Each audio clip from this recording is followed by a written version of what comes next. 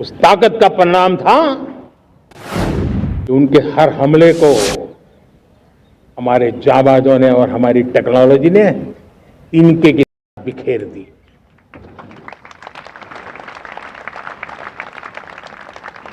रत्ती भर नुकसान नहीं कर पाए और इसलिए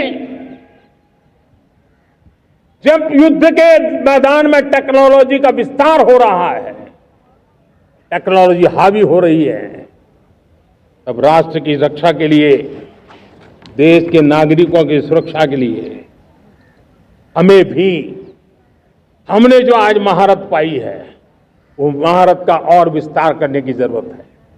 हमने आज जो महारत पाई है उसको लगातार अपग्रेड करते रहने की आवश्यकता है।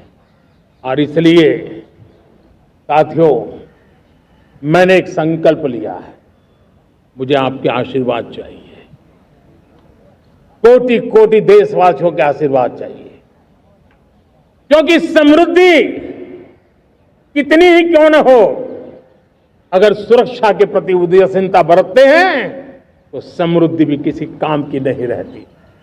और इसलिए सुरक्षा का महत्व बहुत बड़ा है। और इसलिए मैं आज लाल किले की प्राचीर से कह रहा हूं, आने वाले 10 साल में 2035 तक राष्ट्र के सभी महत्वपूर्ण स्थलों, जिनमें सामरिक के साथ साथ सिविलियन क्षेत्र भी शामिल है, जैसे अस्पताल हो, रेलवे हो, जो भी आस्था के केंद्र हो,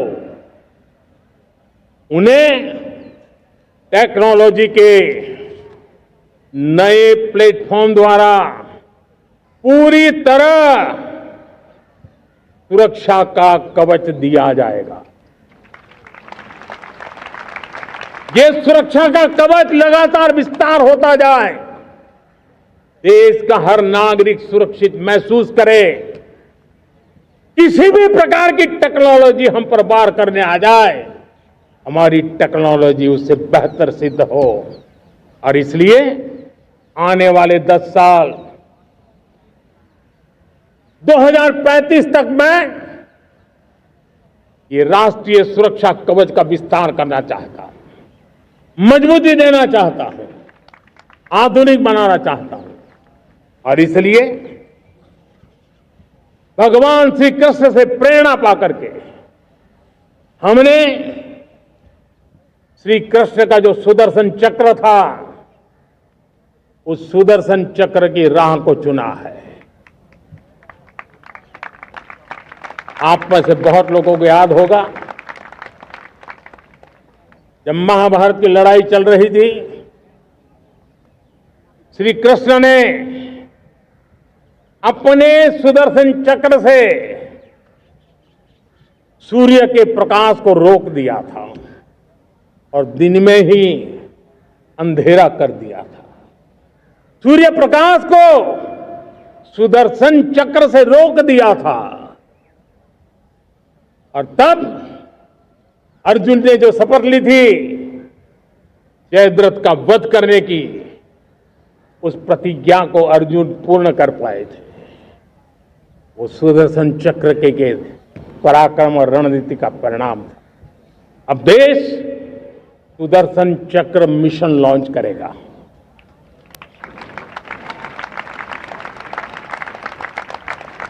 ये मिशन सुदर्शन चक्र एक पावरफुल वेपन सिस्टम दुश्मन के हमले को न्यूट्रलाइज तो करेगा ही करेगा, लेकिन कई गुना ज्यादा दुश्मन पर हिट बैक करेगा।